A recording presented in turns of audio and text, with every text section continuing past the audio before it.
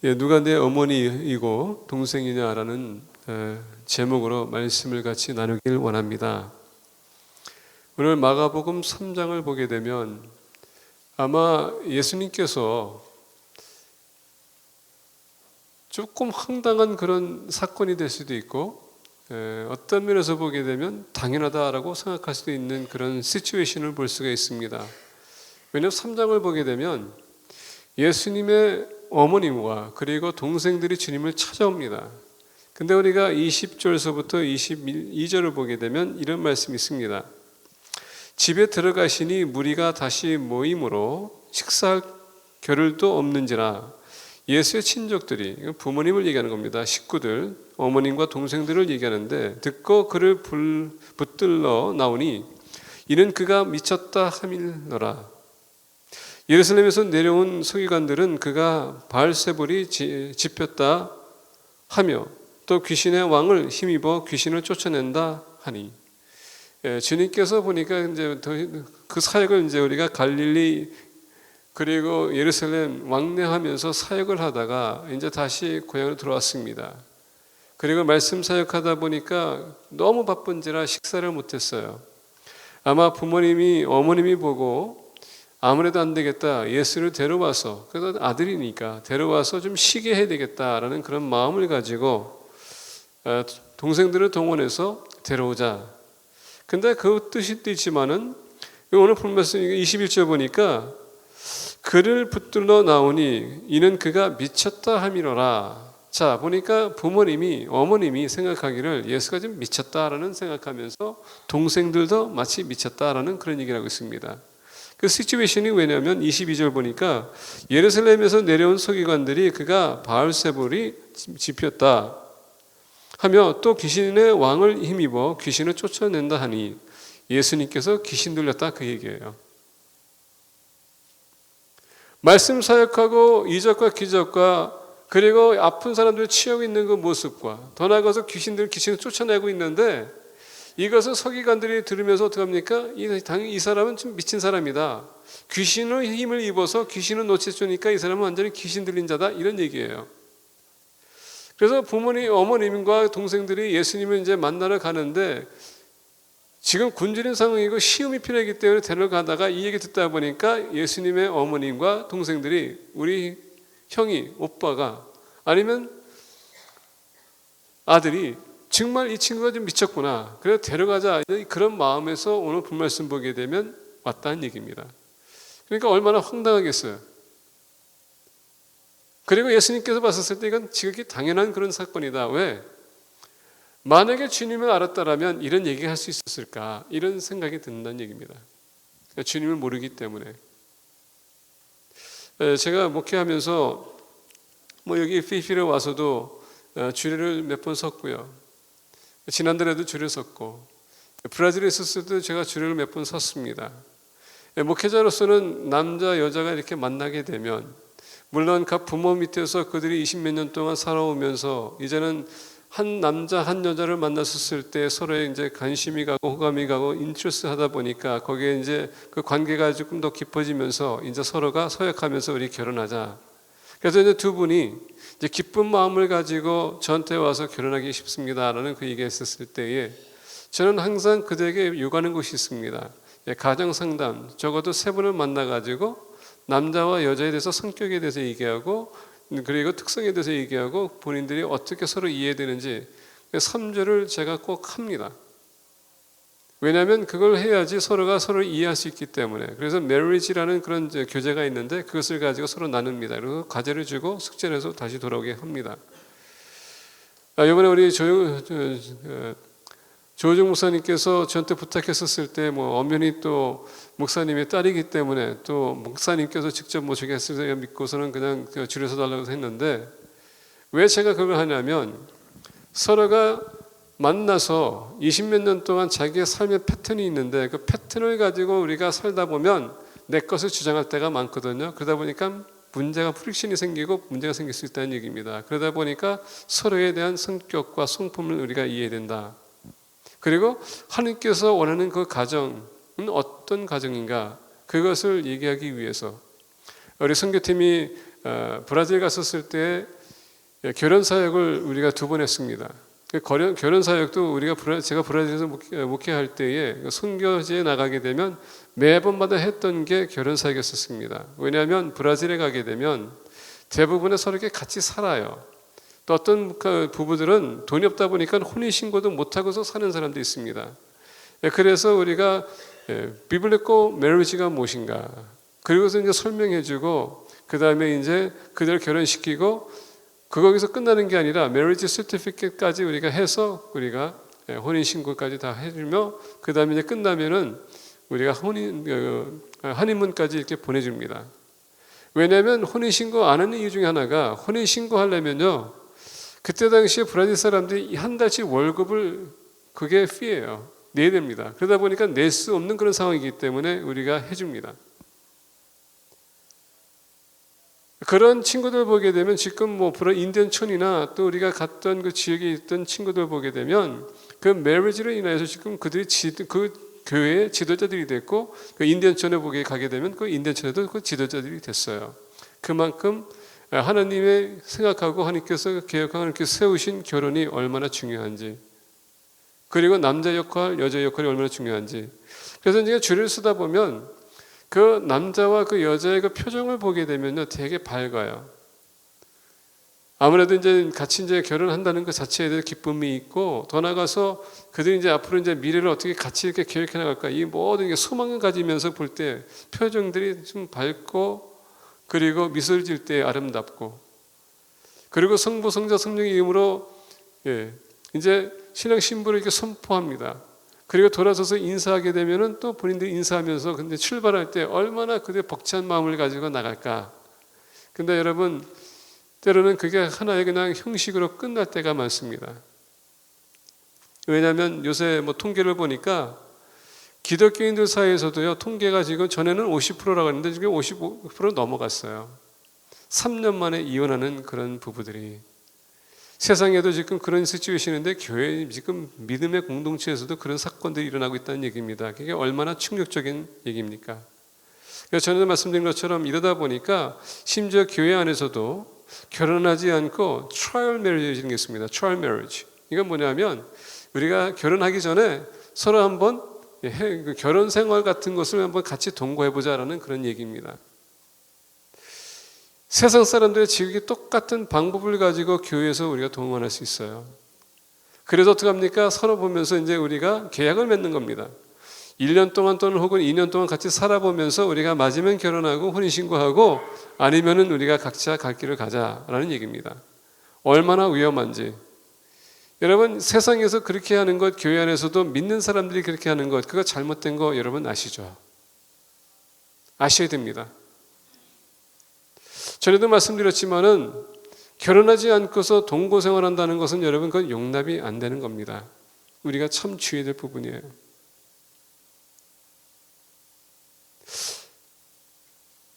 그러다 보니까 요새는 여러 가지 이슈들이 많이 발생되는데, 그 가정이 깨지다 보니까 자녀들도 사랑이 뭔지, 본인들도 사랑을 배우지 못하고 그들이 성장할 때가 많습니다. 불안한 삶이죠. 근데 사단이 이 전략적으로 오늘날 가정을 공격하는 것을 우리가 볼 수 있습니다. 말세에 가서는 더욱더 강해질 겁니다. 요새는 우리가 말씀드린 것처럼 이런 이슈로 인하여서 가정의 파탄과 가정이 깨지는 것과, 그러다 보니까 가정의 그 원리와 원칙과 하나님이 세우신 그 목적을 모르다 보니까 이제는 트라이메스터에서 9개월이 돼도 아기를 어볼할 수 있는 그런 법이 통과되는 그런 상황에 와 있습니다. 사단은 이런 사람들의 감정과 그리고 우리가 소위 인권 문제를 가지고 하나님의 법을, 하나님의 말씀을 도전하고 있고, 교인들도 마찬가지로 미혹이 돼서 거기에 동의하는 그런 모습들을 볼 수가 있습니다. 그러다 보니까 결혼했음에도 불구하고 불행이 찾아올 수밖에. 목회자가 이 줄에 쓸 때에 그냥 바람은 주님 오실 그날까지 서로가 죽음으로 헤어질 때까지 그 행복한 삶을 살기 원하는 그런 바람을 가지고 줄에 쓰는데, 그렇게 안 될 때 참 마음이 아파요. 뭐 그렇다고 해서 제가 줄에 쓴 사람들이 이렇게 좀 가르쳤다는 얘기는 아닙니다. 아직도 그런 얘기 못 들었으니까. 근데 중요한 건 뭐냐면 그런 바람입니다. 그게 하나님께서 원하는 가정이에요. 행복하고 소망 갖고 미래를 바라보면서 가정을 세워나가는 것. 그게 목회자의 바람이고 그런 것을 우리가 계속적으로 추진해 나가야 되고 그러기 때문에 우리 부모님들이 더욱더 자녀들 앞에서 믿음 생활을 잘해야 되고 그리고 우리 자녀들에게 말씀에 대해서 잘 양육해서 그들 또한 미래를 바라볼 수 있고 희망을 알 수 있는 그런 삶을 보이는 게 참 중요하다고 생각합니다. 자, 아까 말씀드린 것처럼 오늘 본 말씀 보게 되면서 예수님께서 이런 상황에서 어머님이 오셔가지고 미친다는 그 아들을 바라보면서 집으로 데려가고자 하는 그 마음과 시기하고자 하는 그런 마음과 오늘 본 말씀 보니까 또 반면에 많은 무리들이 주님을 따르면서 그 음성을 듣기 원하는 그런 존재들과 더 나아가서 오늘 본 말씀 보니까 또 서기관들 또 종교 지도자들이 예수님의 사역을 방해하기 위해서 지금 계속 공격하는 그 모습을 보는 와중에 이제 어머니께서 다가왔습니다. 그래서 이 31절에 보니까 그때 예수의 어머니와 동생들이 와서 밖에 서서 사람들을 보내어 예수를 부르니 무리가 예수를 둘러 앉았다가 여짜오되 보소서 당신의 어머니와 동생들과 누이들이 밖에서 찾나이다. 33절 보니까 대답하시되 누가 내 어머니이며 동생들이냐 하시고 아마 이 질문에 아마 거기 있었던 사람들도 조금 충격받았을 것 같아요. 지금 바깥에서 어머니와 동생들이 기다리고 있다고 지금 분명히 얘기했는데 이 제자가 얘기한 것을 듣고서는 누가 내 어머니면 내 동생들이냐. 아마 질문한 사람들 좀 당황스러웠었고 만약에 이것을 또 마리아와 그 동생들이 들었었다면 더 당황했을 거예요. 만약에 우리가 무슨 미팅이 있는데 뭐 내 아들이 바깥에 있어서 아버지를 불렀다 칩시다. 누가 내 아들입니까? 하면은 우리 아들이 듣는 순간에 얼마나 본인은 황당하고 당황스럽고 더 나가서 저런 사람이 내 아버지인가라고 생각할 수도 있을 거예요. 그리고 반면에 거기 같이 회의하는 사람들이 들었었을 때 아니 아버지가 저러면서 우리한테는 뭐라고 가르치고 있는가 아마 그렇게 또 모순적인 모습으로 저를 되게 신임을 못할 겁니다. 이런 상황들 지금 예수님께서 이걸 물어보고 있는 겁니다. 대답하시되 누가 내 어머니며 동생들이냐 하시고 여기에 대해서 주님께서는 이런 상황에서 우리에게 비춰주고자 하는 것은 뭐냐면 우리 가정은 어떤 가정인가? 주님께서 얘기하는 가정은 육신적인 가정이 아닌 혈육이 아닌 지금 영적인 가정을 우리에게 비춰주고 있는 것입니다. 진정한 가정은 어떤 가정인가? 여러분 우리가 바로 옆에 보시게 된 남편이 있고 아내가 있고요. 우리 자녀들도 있습니다. 여러분 이것은 우리가 일시적인 상황에서 이 육신적인 몸에서 살아가는 우리는 지금 현재로서는 그걸로 우리가 번드지가 돼 있기 때문에 우리가 서로 가족이라고 할 수 있어요. 근데 이 세상 떠나는 날에는 그 사람이 예수 믿냐 안 믿냐 따라서 우리 가정이 될 수 있고 가정이 안 될 수 있다는 얘기입니다. 지금 주님은 혈육을 지금 끊고자 하는 겁니다. 다시 얘기한다면 중요하지 않다가 아니라 결론적으로 뭐냐면 주님께서 오신 것은 영혼을 구원하기 위해서 오신 거기 때문에 우리의 진정한 가정이 누구냐 이것을 물어보는 겁니다. 지금 바깥에서는 지금 어머니와 지금 동생들이 와 있습니다. 그러면서 미친 것을 착각하고 와가지고 지금 데려가려고 했던 거예요. 다시 얘기하면 이것 자체가 예수님에 대한 사역의 방해거든요. 왜냐하면 지금 종교 지도자들이 예수님께서 지금 귀신 들려다 있기 때문에 그래서 미쳤다고 생각한 겁니다. 데려간다는 건 뭡니까? 지금 주님께서 사역하고 있는데 그게 방해가 되기 때문에 결국 주님께서 무슨 얘기하냐? 누가 내 어머니며 누가 내 동생이냐? 동생들이냐? 오늘 사회를 보세요. 부모님이 자식들의 관계에 있어서 부모님이 원치 않는 것을 자식들이 안 들으지 못합니까? 우리가 퍼니시하는데 어떤 부모님들은 자식을 죽이는 그런 사례가 있습니다. 또 자식이 원하는 것을 부모님이 들으지 않고 또 부모님을 죽이는 사례가 있습니다. 마찬가지로 아내와 남편의 아내 이런 이슈들을 보게 되면 누가 진정한 가정인가? 예수님께 물어보는 겁니다. 누가 내 어머니며 누가 내 동생이냐? 우리가 같이 산다고 해서 동생인가? 우리 같이 식구인가? 어떤 게 여러분 진정한 식구예요? 가정이에요. 근데 예수님께서는 지금 엄연히 보게 되면 영적인 가정에 대해서 지금 얘기하고 있거든요. 어차피 여러분 이 세상 떠나게 되면 여기 여러분들 중에서도 예수님 믿는 사람이 있을 것입니다. 오늘 말씀 것처럼. 그리고 여기서 또 예수님이 또 고발하고자 하는 사람도 있을 것입니다. 내가 얘기하는 거에 있어서 거기에 대해서 혹시나 비판하고 비난하고 그 말이 잘못됐는지 잘했는지 그것만 바라보기 위해서 오는 사람도 있어요. 그리고 어떤 사람들은 이건 미친 짓이야라고 생각하는 사람도 있을 거예요. 여러분, 진정한 것은 뭐냐면 우리가 이 세상 오늘 본 말씀 보게 되면 하나님의 자녀가 하나님의 가정이 어떤 가정인가 그걸 얘기하는 겁니다. 오늘도 마찬가지로 여러분 교회 안에서 나와서 여러분들이 와 있지만은 지금 우리가 이해해야 될 것은 뭐냐면 어차피 이 세상 떠나게 되면 여러분들의 자녀들이 과연 진정한 내 자녀인가? 어차피 믿지 않으면 천안에 올라갔었을 때 우리는 그들을 보지 못할 거예요.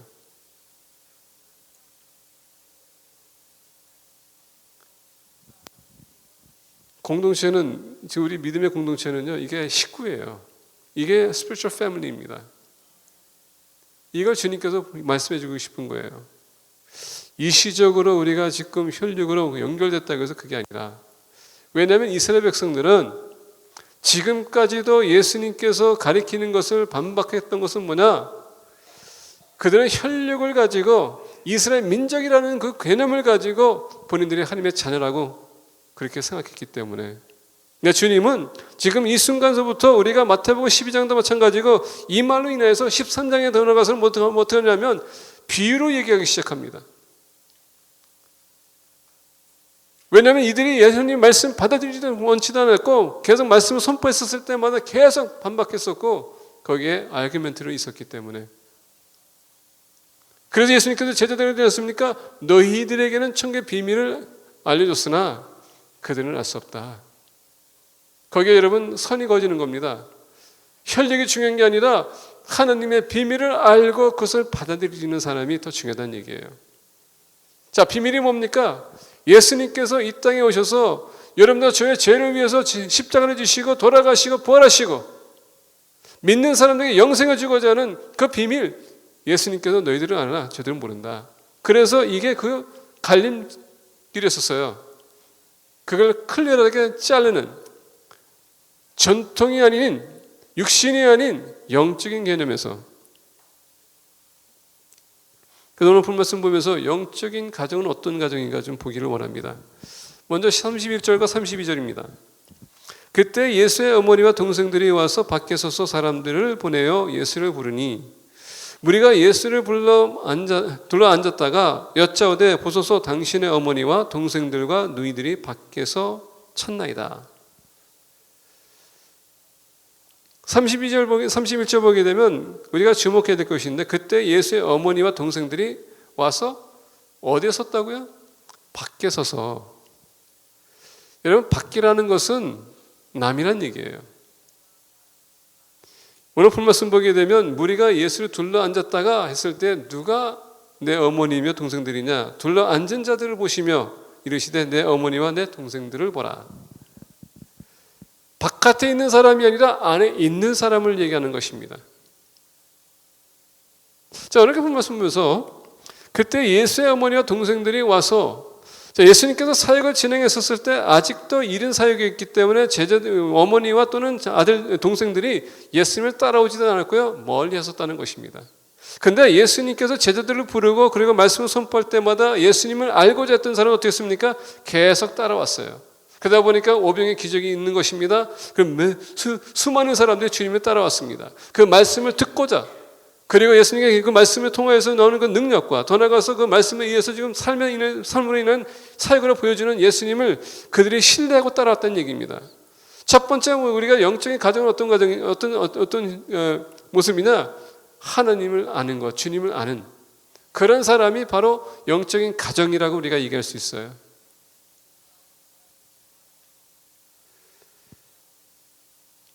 여러분들 자녀들 얼마나 알고 계십니까?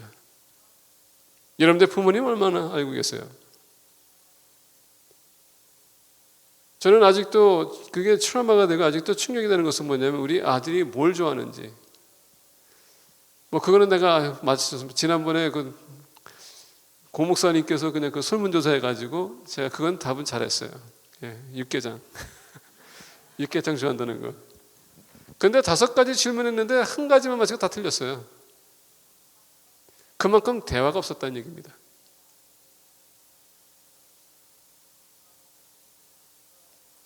그러니까 뭡니까? 그냥 보편적인 대화는 하지만은 깊은 대화가 없었고 우리 아들과 잘 어울리지도 못했기 때문에 그만큼 모르겠었다는 얘기예요. 마찬가지로 딸도 내가 몰랐어요. 그때 당시 우리 딸하고 우리 아들은 뭐 한국 식당 갔다면 육개장만 먹었기 때문에 그냥 제가 대답한 건 육개장이에요. 뭐 그건 맞았어요, 다. 그리고 걔네들이 육개장 좋아한다는 거예요. 근데 다른 건 난 몰라. 뭐 무슨 음악을 좋아하는지, 무슨 색깔을 좋아하는지, 무슨 취미가 있는지 그걸 잘 모르겠더라고요. 근데 우리는 같은 한 집안에 있기 때문에 가족이라고 우리가 부를 때가 있습니다. 근데 여러분 그게 진정한 가족인가요? 그래서 요새 젊은 세대가 하는 얘기, I don't feel like a family right now. Why? They don't understand me. They don't know me. I don't know them. 이게 여러분 보편적인 젊은 애들이 지금 얘기하는 겁니다. 집에 가서 있지만은 우리 가족이라고 하지만은 모르겠다고. 가족인지. 대화가 없는 가족. 마찬가지로 주님의 가정이라면 여러분 주님을 알아야 됩니다. 우리가 주님을 어떻게 알 수 있을까요? 우리가 생각해 볼 필요가 있습니다.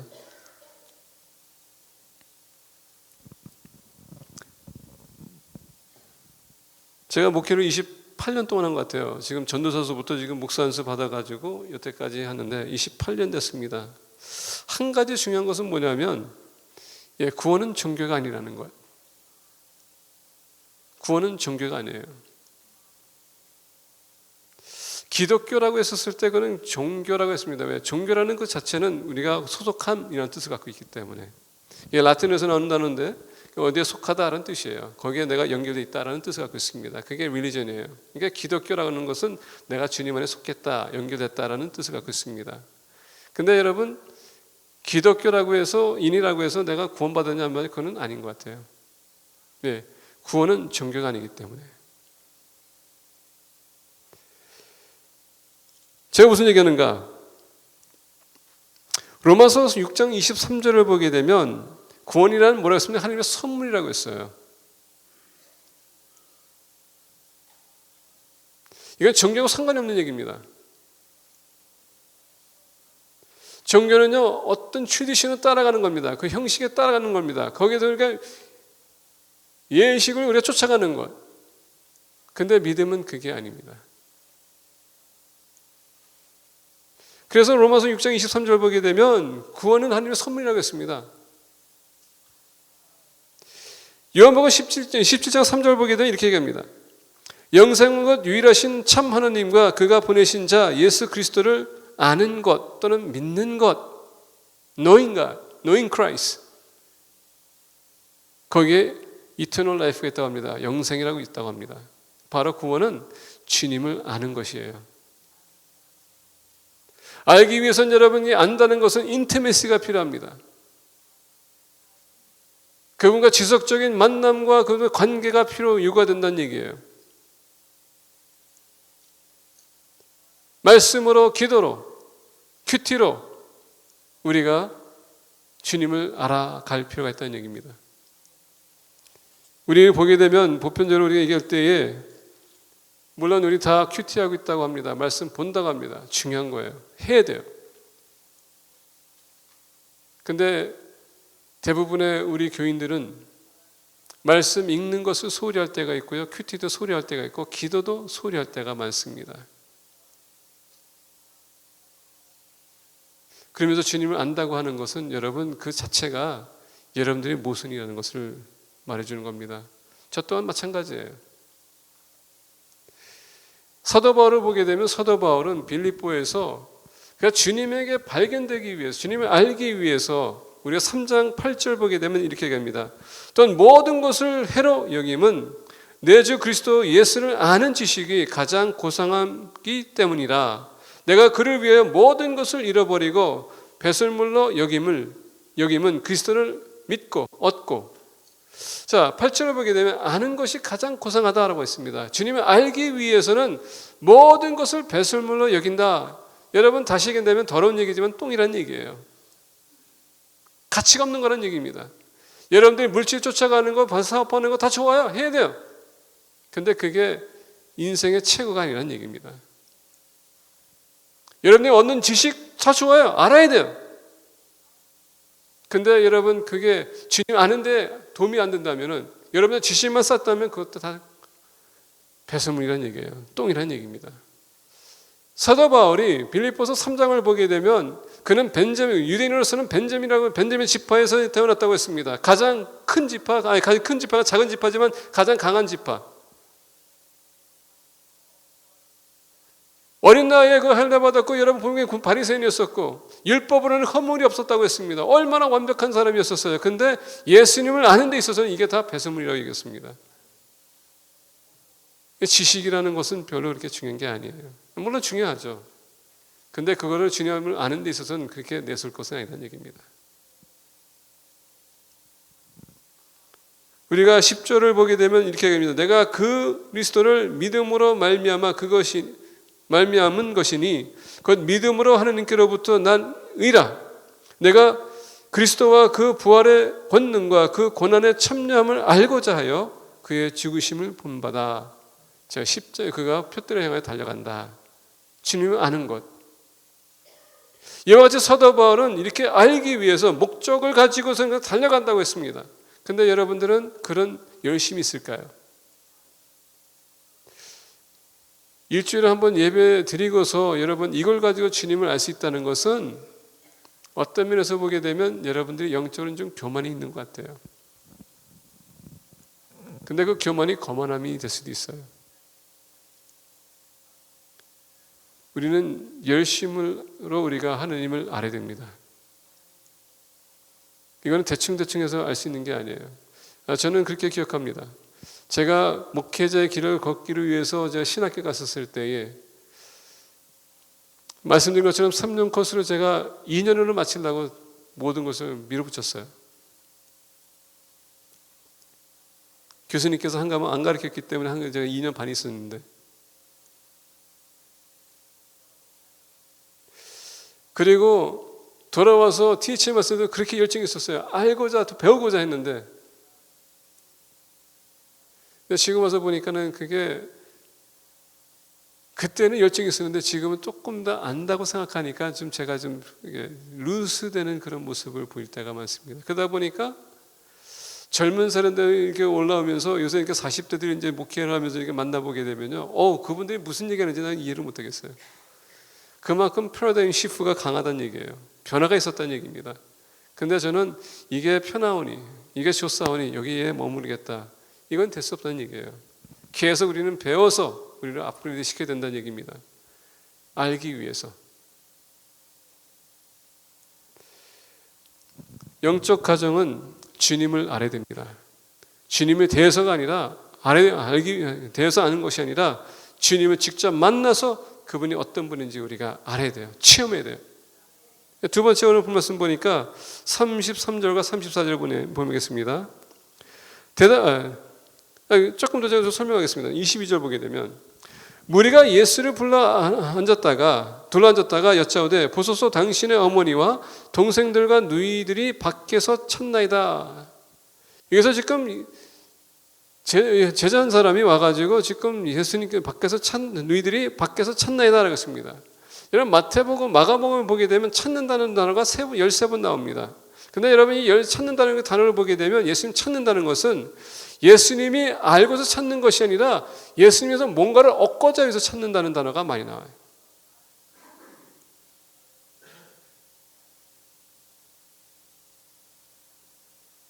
그러나 많은 분들이 교회 주님을 안다는 게 아니라 알아서 나오는 게 아니라 주님과 뭔가를 얻고자 위해서 나오는 사람들이 많다는 얘기입니다. 오늘도 아마 이 교회 안에서도 여러분들 중에서 예수님을 믿는다고 하지만 그 믿음이 예수님이 알아서 믿는 게 아니라 내가 뭔가를 얻고자 하는 그런 마음을 가지고 목적을 가지고 나올 수 있다는 얘기입니다.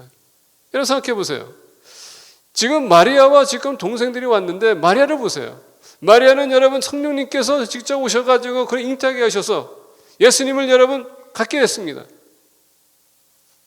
그러면서 예수님께서 탄생했었을 때에 동방에서 박사 세 사람이 와가지고 귀한 예물을 바쳤습니다. 그래서 모든 것을 간직했다고 했어요. 근데 우리가 알다시피 예수님께 12살 때였을 때 예루살렘에 가서 그들이 여행 갔다가 다시 돌아오는데 보니까 예수님께서 안 계셨어요. 어떻게 합니까? 차시에 다시 나섰습니다. 나는 가서 보니까 예루살렘에서 지금 거기에 종교 지도자들과 말씀을 가지고 논쟁을 하셨어요. 어머니가 야단치지 않습니까? 왜 여기 있냐? 당신 너 때문에 우리가 얼마나 힘들었는지 아느냐? 제가 당연히 여기 있는 거 몰랐습니까? 내가 아버지 집에서 당연히 아버지의 일을 내가 하는 것이 당연한 거 아닙니까? 순간적으로 우리 삶이 여러 가지 어려움이 오게 되면 우리가 주님 찾는 것은 나를 위해서 찾는 거예요. 주님을 위해서 찾는 게 아니라. 마리아도 마찬가지로 지금 이 상황을 봤었을 때에 귀신 들렸다 해보니까 얼마나 창피하겠어. 그 사람 빨리 데려가야 되겠구나. 이런 마음을 가지고 왔을 수 있다는 얘기입니다. 왜?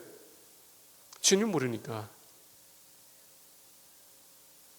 오늘도 마찬가지로 교회 나오신 여러분, 주님을 아세요. 그분은 우리의 주인이십니다. 우리 구세주예요. 여러분들의 왕이세요. 하느님이세요. 영원히 우리를 하늘나라로 이끌어 가실 분이십니다. 지금도 여러분들 기도를 들어주시고 우리가 그의 이름을 할 때 하나님께서는 여러분들 기도 응답해 주시는 분입니다. 어려움이 생길 때 하나님께서 어떻게 하시면 역사하시는 분이세요. 아는 것, 그분을 체험하는 것. 그래서 영적인 가정은 주님을 알고 체험하는 분들이 하나님의 가정이라고 할 수 있는 것입니다. 혹시 아직도 예수님은 여러분들 구주로 영접하지 않았다면 이 시간 여러분들의 마음을 여시고 그분을 구주로 영접하시길 바랍니다. 두 번째 33절부터 34절 보겠습니다. 대답하시되 누가 내 어머니이며 동생들이냐 하시고 둘러 앉은 자들을 보시며 이르시되 내 어머니와 내 동생들을 보라. 여기서 보니까 34절에 둘러 앉았다는 것은 여러분 look that 아니면 those around. 이 around라는 것은요 한 지역을 얘기하는 겁니다. 내가 있는 지역 안에 거기 안에 있는 뜻을 갖고 있습니다. 첫 번째는 아는 사람이라면 두 번째는요 주님과 함께하는 이라는 얘기예요. Around. Look around those seated in a circle around him. 한 지역을 얘기하는 것이고 한 장소를 얘기하는 것이고 거기 있는 자들. 다시 얘기한다면 모이게 힘쓰고 주님 알자 열심히 알자 우리가 그래서 같이 주님 앞에 나올 수 있는 그런 공동체를 얘기하는 겁니다. 우리가 고린도전서 12장 보게 되면 교회는 그리스도의 몸이라고 우리가 얘기하면서 그러면서 몸은 하나요? 몸은 하나지만 여러 지체가 있다고 얘기했습니다. 갑자기 그냥 이게 혼동이 하는데 여러 지체라고 했습니다.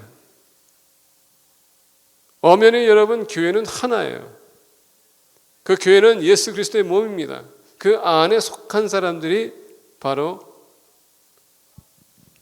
영적인 가정이라는 얘기예요. 저는 여러분들 아시다시피 심장수술하고서는 이게 이제 아물기까지는 되게 조심스럽게 움직였습니다. 제가 벌써 이미 여기를 쬐기 때문에 뼈가 아물기까지는 제가 어떻게 해야 되겠습니까? 조심하라고 의사가 힘주지 말고 무거운 것도 들지도 말고 항상 움직일 때 일어나나 앉거나 누울 때 베개를 내 가슴에다 대고서는 충격받지 않도록 움직이지 않도록 프릭션이 없도록 그렇게 하라고 합니다. 그러다 보니까 내가 앉을 때 내 다리가 앉는 순간에 제가 슬로모션으로 다리가 움직여지고 내 팔과 손은 베개를 꽉 품고 있습니다. 움직이지 않아요. 그리고 내가 누울 때는 내 뼈들이 어떻게 합니까? 근육들이 같이 이렇게 동원해줘요. 그게 여러분 바로 가족을 얘기하는 겁니다. 협력해 나가는 것. 그만큼 소중한 부분이라는 얘기입니다. 자, 왜 제가 이 얘기하냐면 워낙 교회를 보게 되면 여러분 우리가 완벽한 사람은 없어요. 정말입니다. 완벽한 사람은 없어요. 완벽한 사람 있으면 한번 나와보세요. 없습니다. 근데 여러분 그 완벽한 사람이 없는 상황에서 우리가 같이 어떻게 합니까? 협력해 나가서 우리가 부족한 부분들을 채워주는 것이 바로 교회예요. 다시 얘기한다면 영적인 가정은 서로 협력해 나가는 겁니다. 우리 부족한 부분을 아픈 부분이 있으면. 지난번에 우리 교회에서, 우리 남성교회에서 투두 리스트를 하면서 지금 교회를 이렇게 정리해 나갔습니다. 보니까 어떤 분들은 필터 바꾸고, 어떤 분들은 페인트하고, 어떤 분들은 쓰레기 갖다 버리고, 혼자서는 다 할 수가 없어요. 근데 여러 사람이 같이 하다 보니까 그냥 반나절에 모든 것이 다 끝나더라고요. 그게 바로 교회의 영적인 가정입니다. 서로 협력해 나가면서 한 목적을 이뤄 나가는 것. 특히 우리 교회는 하나님의 영광을 위해서 우리 지상명을 감당하는 게 바로 교회예요. 거기에 힘써 나가야 된다는 얘기입니다. 그러다 보니까 필요한 사람들에게 필요를 채워주고, 힘이 필요한 힘을 주는 것이고, 권면해주고, 사랑해주고, 덮어주고, 품어주고, 이게 바로 교회에 해야 될 일이라는 얘기입니다. 오늘 본 말씀 보게 되면 둘러앉은 자들을 보시며, 예수님께서 여러분 보셨다고 했었을 때 한 사람 한 사람 다 일일이 하나씩 보았다는 얘기예요. 그들은 어떤가 주님을 만나기 위해서, 주님과 함께하기 위해서 그들은 여러 시간 동안, 오랜 시간 동안 주님과 함께 있었어요.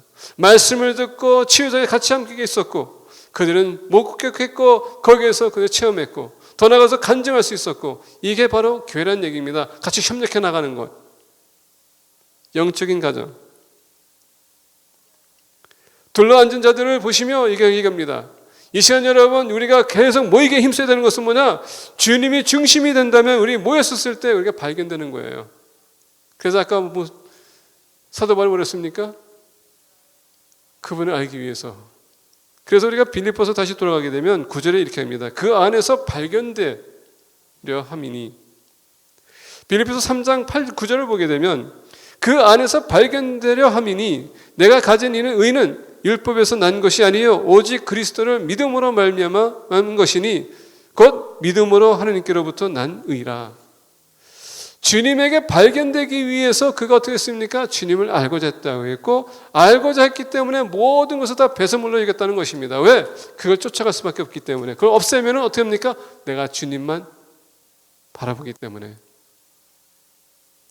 그리고 이렇게 열심히 했던 것은 그에게 발견되기 위해서. 주님은 지금 어떻게 했습니까? 보면서 각자 보고 있습니다. 우리가 지금 주님에게 발견되고 있는가? 오늘 본 말씀 보게 되면 이 어머니와 아들들은, 자는 동생들은 어떻게 했습니까? 그냥 바깥에 있었어요. 근데 이 사람은 어떤 사람입니까? 안에 있는 사람이고 지금 발견된 사람들을 얘기하는 거예요. 다시 얘기하면 주님과 계속 관계가 있는 사람들. 그래서 모이게 힘쓰는 것. 어떤 사람들처럼 모임을 펴고자 하는 그런 사람들이 아니라, 교회를 소홀히 하는 것이 아니라 교회 일을 우리가 더욱더 신중하게 여겨야 된다는 얘기입니다. 여러분, 주님이 우선이냐 후냐, 그것은 여러분들이 결정하는 겁니다. 근데 주님의 일에 소홀히 할 때에 만약에 주님이 먼저가 아닌 내 것이 먼저라고 생각한다면 항상 주님은 뒷전이에요. 내가 가도 되고 안 가도 되는 것입니다. 예배도 마찬가지고 가도 되고 안 가는 거 될 수 있어요. 근데 주님이 먼저라면은 그게 가도 되고 안 가도 되는 그런 결정권이 아닌 우선권이라는 얘기입니다.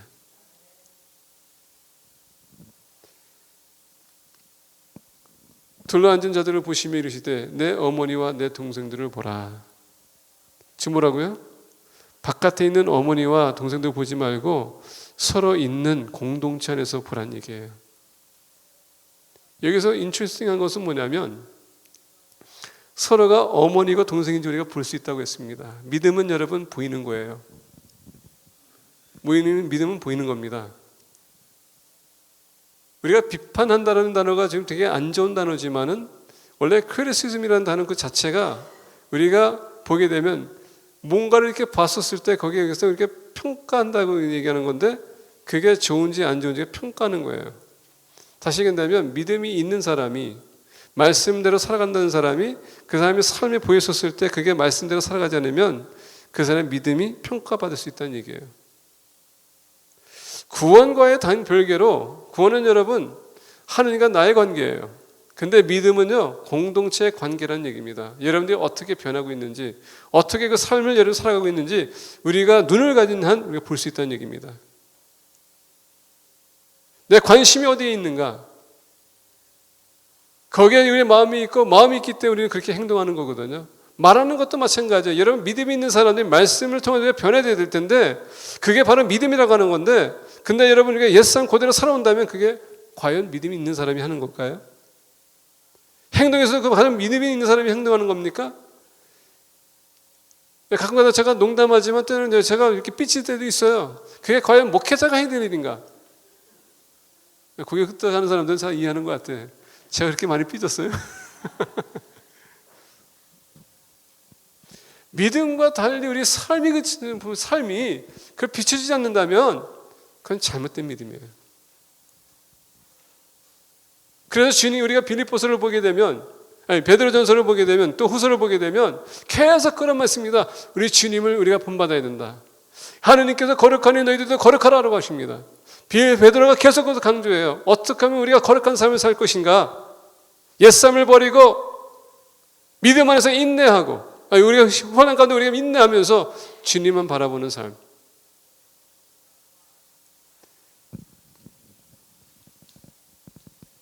그래서 믿음이 이렇게 쉬운 게 아니에요.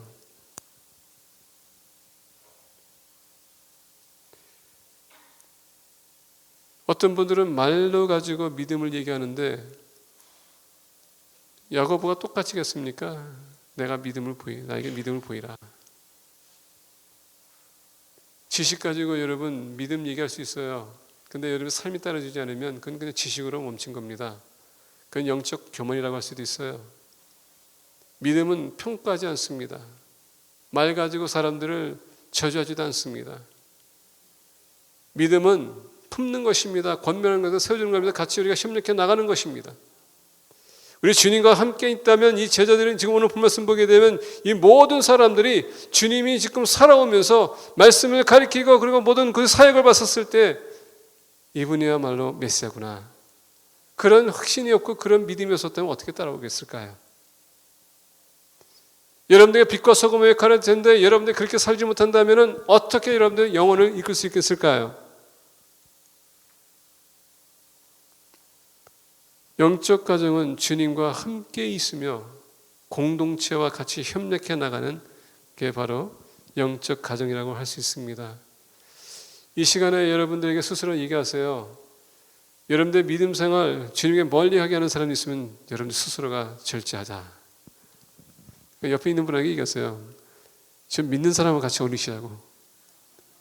믿는 사람과 같이 어울리세요. 그리고 영혼들을 여러분 구원하세요. 세 번째 영적 가정을 보기 원합니다.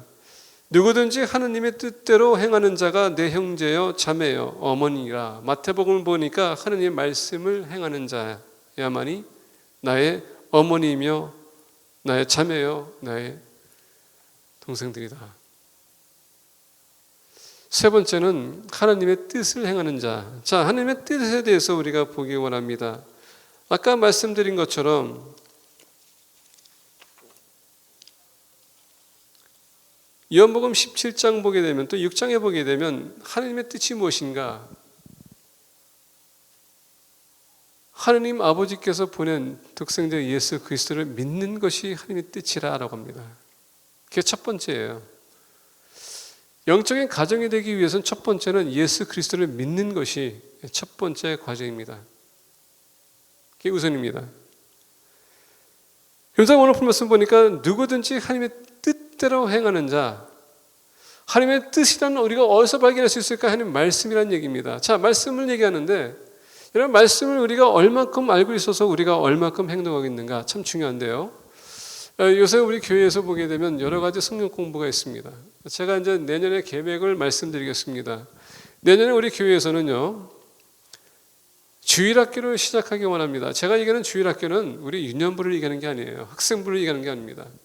원래 미국 교회는 침례교회는 모든 교인들이 주일학교에 참석해야 됩니다. 그것은 무슨 얘기냐? 침례교회가 소그룹 모임으로 침례교회가 세워졌던 그 가장 큰 원인이 뭐였냐? 주일학교, 산디스쿨. 성경 공부를 통하여서 침례교회가 세워지면서 계속 성장하기 시작했고 지금 세계에서 제일 큰 교단이에요. 침례교회는 원래 말씀으로 세워지는 교회입니다. 그래서 소그룹 모임이 먼저 어디서부터 시작했냐? 침례교회에서 시작했어요. 지금 요새 보면은 뭐 한국의 유명한 교회들 보게 되면 뭐 목장 뭐 이런 거 다 그게 원리가 침례교회 목회자들이 세웠던 그 원리를 가지고 하는 겁니다. 조영기 목사님도 심지어 침례의 원리를 가지고 라프 네이브라는 분을 통해서 지금 그 모든 것을 세워나갔습니다. 그래서 침례교회는 원래 산데이 스쿨이 원래 핵심이에요. 왜 그러냐? 모든 교인들은 하나님 말씀을 접해야 되기 때문에. 그러니까 주일만 아니라 이렇게 설교만 통해서 아니라 본인들 스스로가 직접 보면서 말씀을 공부하는 겁니다. 그래서 내년에는 우리가 이렇게 해서 저는 목사님들에게 얘기했습니다. 앞으로 우리 교회가 지금 주일학교 할 텐데 모든 장년들, 학생서부터 우리 유년서부터 장년까지 다 이제 주일학교 이제 할 겁니다. 무슨 뜻이냐? 앞으로 우리가 9시 반에 영어 예배가 있다면은 우리 부인들, 우리 학생들 다 나와서 예배, 우리 어차피 영어 예배는 드리되 우리 한국 파트는 다 우리 성경 공부로 나누겠습니다. 주일학교 교재를 지금 준비하고 있을 거예요. 가스퍼 프로젝트라고 지금 이 3개월치의 사역이 있습니다. 번역이 됐습니다. 한글로 다 나왔어요. 그것을 가지고 온 교회 같이 이렇게 보는 시간을 갖겠습니다. 시스템을 어떻게 지금 짜고 있는데 지금 그것도 효과적으로 짜겠지만은 여러분들의 남편들과 같이 교회 나와서 자녀들과 같이 교회 나와서 우리 한국 파트들은 9시 반에 성경 공부, 주일학교 성경 공부를 하겠습니다. 아멘도 안 해. 말씀 본다니까 지금 다들 이제 혼동이 오고 있어요, 지금. 이건 여러분 영적 각성을 위해서, 성장을 위해서 말하는 겁니다. 그렇다면은 9시 반에 끝나면은 우리 영어 파트는 우리 학생들과 같이 다 주일학교 갈 겁니다. 그냥 교사들이 있을 거예요. 여러분들 가르칠 겁니다. 반면에 10시 50분 되면은 우리 성경 공부 끝나면은 우리 모두여서 여기서 같이 우리가 이제는 예배를 드릴 겁니다. 그 순간에 여러분들 남편들이나 자녀들은 지금 주일학교는 통과 끝날 겁니다. 모든 사람들이 끝나면은 우리가 12시 넘어서 우리가 같이 식사를 하고 같이 돌아갈 수 있도록 하겠다는 얘기예요. 왜 이렇게 하느냐? 그래서 저는 설교는요, 그 가스퍼 프로젝트에 인해서 그 날에 배운 것을 가지고 저는 설교를 할 겁니다. 핵심 내용을 가지고 여러분들한테 어떻게 우리 삶에 적용할 것인가 설교할 거예요. 왜 이렇게 하냐? 여러분들이 만약에 가정에 돌아가게 되면 여러분들과 대화할 때에, 자녀들과 대화할 때 주제를 가지고 대화할 수 있는 거 아닙니까? 내가 배운 것, 우리 자녀가 배운 것, 우리 남편이 배운 것, 같이 한말 한뜻을, 그래서 설교를 들은 것을 우리가 어떻게 적용할 것인가, 이게 내년의 계획이에요. 그래서 내년은 우리 침례교회가 주일학교를 시작할 겁니다. 여러분들 협력이 필요합니다. 근데 아직도 아멘이 되게 작아. 다들 동참하시기를 예수 그리스도 이름으로 축원드립니다. 모든 사람들 여기 계신 분들은 9시 반서부터 여러분 성경 공부를 할 각오를 하고 여러분들이 좀 변화가 필요합니다. 각오가 없이는 이게 이루어지지 않아요. 그렇다고 해서 모든 사람이 참석할 거라는 것은 저는 바람은 있지만 현실은 그렇지 않더라고요. 거기에 아직도 반항하는 사람도 있기 때문에. 근데 우리 모두가 교회로서 한마음 한뜻을 가지고 움직여야 되지 않겠습니까? 대화를 해도 우리가 뭘 가지고 나눴는지 그것을 대화한다면 얼마나 더 우리가 은혜스럽겠어요. 그 비전을 가지고 움직이기 원합니다. 힘들게 생각하지 마세요. 그렇다고 해서 다른 프로그램들 끝나는 게 아니라 계속적으로 화요일, 수요일, 목요일, 금요일 우리가 계속 성경 공부 있을 겁니다. 근데 공동체가 말씀을 접해야 되고 말씀 알아야 되기 때문에 우리가 주일학교를 시작합니다. 그동안 주일학교에 있었을 때 우리 아이들만 한다고 생각했는데 우리 아이들이 무슨 얘기하는지 아십니까? 왜 부모님들은 안 하냐고.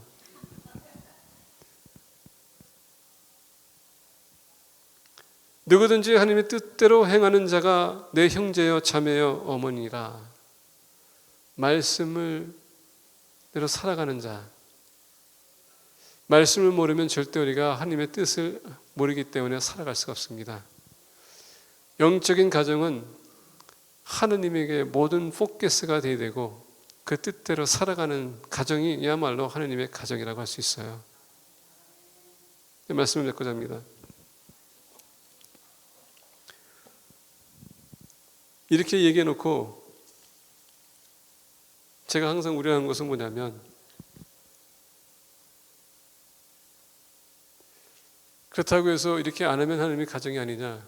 그건 아니에요. 우리 모두가 믿음의 분량이 다 틀려요.